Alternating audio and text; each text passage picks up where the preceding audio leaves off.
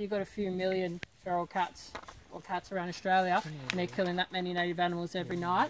It's a lot of native animals dying every night.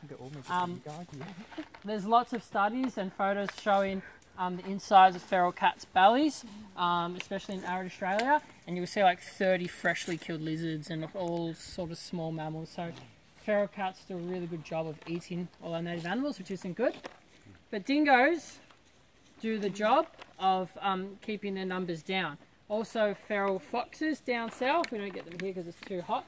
Foxes are another real predator of our native animals, so these dingoes suppress their populations.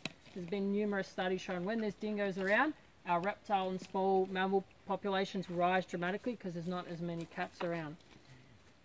So you see now, so I was just telling everyone, these are fat dingoes. You can see how skinny they look, but these are actually really fat. So in the wild they have ribs. You see their ribs poking out. Cooper. What are you feeding them? I'm just feeding them pellets just to get them out now, but they do get meat in the morning and evenings. Right. Cooper. But they go for the pellets. Yeah, they go for the kibbles. Good way to see them out and about. So you see how shy they are? We do this every day, and like they used to us every day, and they've got their tails in between their legs now. They're just nervous animals. So they are pack animals, so they live in packs. And if a dingo is kicked out of a pack, it's very hard for it to rejoin another pack. We've got really tight bonds. Like I said before, you can keep dingoes as pets. And a good example of how strong their bond is, one of my good friends has a dingo and a dog together. They've been together for quite a while now. And the dingo treats that dog just like its brother. Like it will do anything for that dog. Every time my friend goes to walk them both, any other dog that approaches, his dog, the dingo, gets really aggressive towards. So it's like in the wild, if there was, another dingo coming to its pack member, it gets really aggressive towards it, try and protect it. And my friend's dog once ate a cane toad, got really sick, and the dingo just sat on the bed with it for a week, just howling and howling and howling. So it shows like they have a really, really close bond with their pack members. Yeah, again, like they are very different to normal dogs. So I was just telling everyone they're really good climbers, and they can easily climb fences, which is why if you do keep a dingo, you've got to have backyard of really high fences, or you've got to create like a massive, pretty much enclosure for it, because they are escape artists.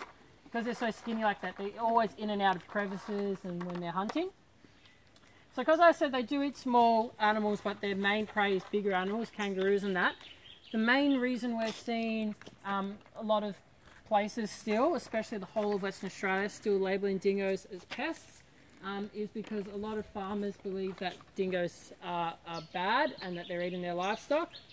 When you look at a dingo, like all predators, pack predators size, you look at all the pack predators in Africa, a dingo is not going to take a fully fit cattle. It's not possible. Like all pack predators, they hunt on the weaker ones, they'll hunt on the younger ones, or especially they'll hunt on the sick ones. Now in Australia we have really large cattle stations, so it is hard for farmers to keep on top of all their livestock. So if they're driving around and they find a cow getting eaten by a dingo, they automatically think the dingoes have pulled that cow down. Well, that's always not the case. That cow could have got injured for something or been really sick, could have caught a disease from like a wild cattle or buffalo, could already be dying off, and the dingoes are just finishing the job. And this is really important because if you do have animals that are spreading disease in a population, if nothing to control them, you can find a huge imbalance. So with kangaroos, kangaroo numbers have exploded since we've changed habitat across Australia, since we've made these big farms. It's been really good for kangaroos, and they've exploded in numbers, but since we've got rid of dingoes, their main predators, we're seeing a lot of populations of kangaroos getting diseased, and because nothing's there to kill them, they're getting disease and they're passing that disease on, and they're passing it on to some of the rarer macropods, which is when that becomes a bit of a worry. Dingoes just keep everything in check. Like I said earlier, feral cats, they keep feral cats, feral foxes in check, and they'll keep diseased animals in check as well. So farmers spend a lot of money every year shooting kangaroos on their property. When they've got something, they'll do it for them. Because they have such a bad reputation as well, a lot of people do think they're really dangerous when they're not. They're so scared of us. Like I said, you'll hear them howling, but you'll rarely see them when you're out camping. I mean, places you can see them sometimes on the highway, like past Humpty Doo. There is a few that come to the road at night because, like I said, people throw chicken and that out the window for them, but otherwise you don't really see them. The dingoes are really, really smart. And what isn't as smart but is a bit more confident is feral dogs. So when dingoes do breed with feral dogs down south, that's when you get a sort of a dangerous animal, because it keeps the dingo's smarts, but the dog's attitude and confidence around people.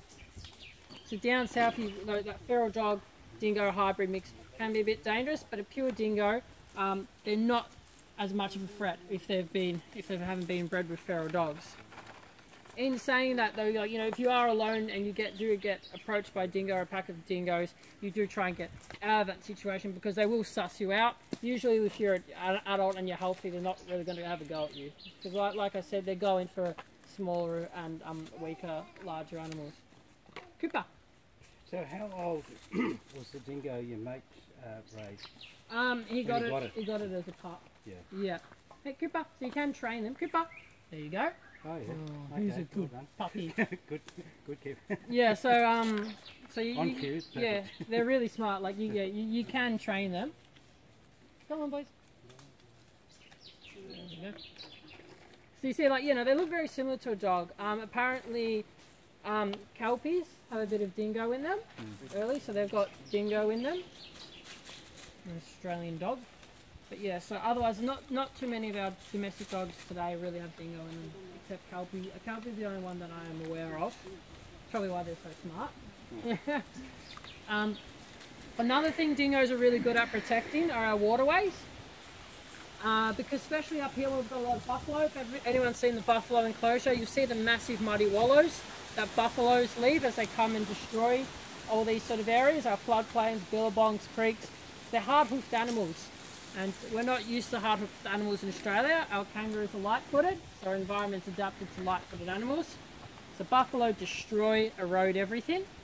With dingoes, they push those buffaloes away. A good way to look at it is in Africa, you've got a lot of heavy herbivores that live around water. Like you've got a lot of wildebeest, you've got a lot of Cape buffalo, hippos, a lot of big, heavy animals always in the waterways, but their waterways are always still clean and pristine. It'd be a nice, pristine creek like that. But here, we've got buffaloes, and all our creeks, or most of them the buffaloes have been to, are all wallowed out.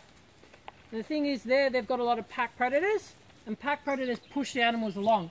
So if a group of buffaloes came to a creek like this, they sat down, they'd use that area for a month, because it's got everything they want. It's got water, it's got food, they don't need to move.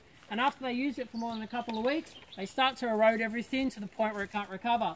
But if you've got a pack of dingoes, even just keeping an eye on them, those buffaloes are constantly moving. So they might only spend a few days at a waterhole like this, and then they'll move off. And because they're constantly moving off, these waterways get a chance to regenerate and don't go to the point where there is no point of return in terms of destruction. So that's another reason why having dingoes around as a predator is really important. So you'll see now how nervous they are. Yeah, yeah, very nervous.